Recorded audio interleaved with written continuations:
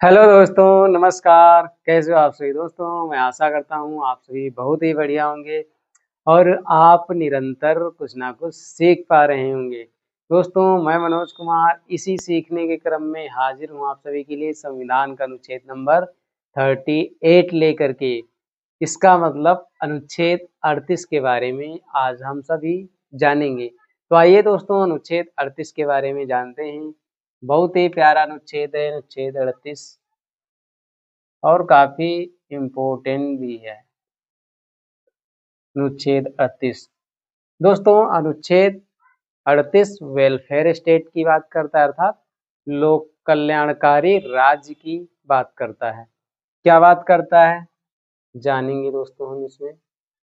कहता है कि राज्य लोक कल्याण के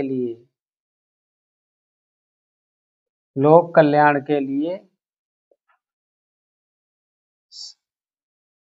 सरकारी संस्थानों की स्थापना करेगा।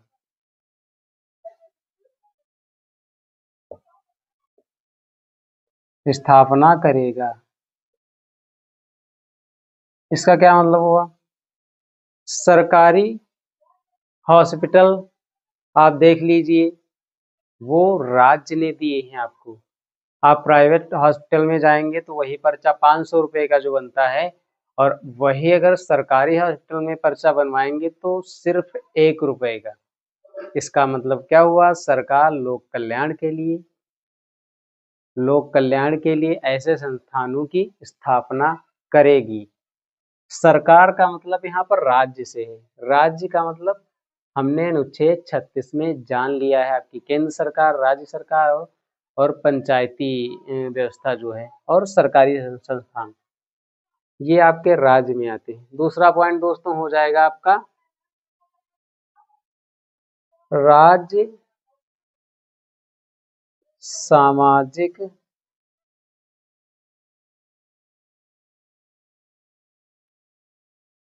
आर्थिक राजनैतिक न्याय सुनिश्चित करेगा।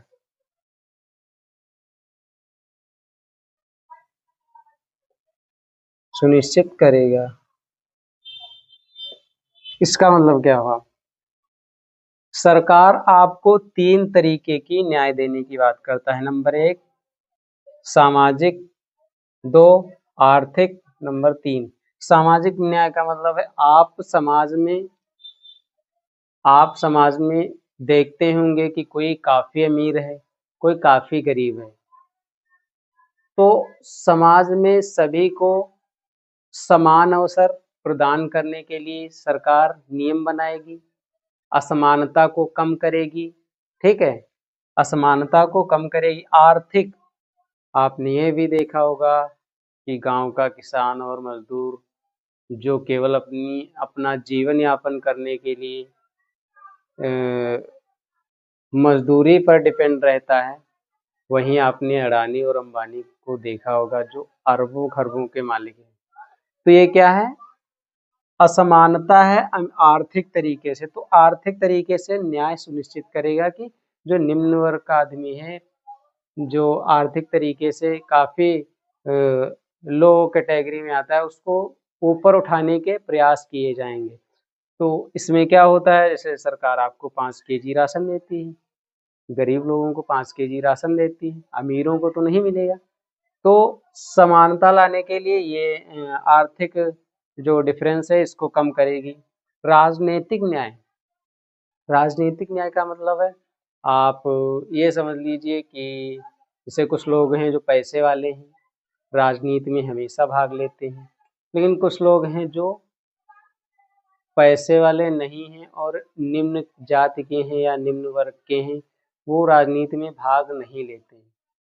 तो सरकार कुछ ऐसा करेगी जिससे सभी को समान अवसर मिले राजनीति में जाने के। तो आपने देखा होगा कि जब भी आपके पंचायती स्तर के चुनाव होते हैं तो उसमें कभी जनरल सीट आती है, कभी ओबीसी आती, कभी एससी सीट आती है। इसका मतलब कि जो निचले तबके का आदमी है उसको भी सरकार राजनीति में लाना चाहती है, उसको भी सरकार राजनीति में लाना चाहती है। और यह 3 प्रकार के न्याय की बात की गई है अनुच्छेद नंबर 38 में। दोस्तों ध्यान रखना, आपके राज्य के नीति निदेशक तत्वों में या डीपीएसपीज में 3 प्रकार के न्याय की बात की गई है। दोस्तों आज अनुच्छेद 38 हमने बहुत अच्छे से जाना। अगले दिन मैं लेके आऊँगा आप सभी के लिए अनुच्छेद 39। दोस्तों वीडियो के बारे में हमें अपनी राय बताएं कमेंट में, और वीडियो अच्छा लगे तो प्लीज़ वीडियो को लाइक भी कर दें, चैनल को भी सब्सक्राइब कर दें। Thank you. जय हिंद।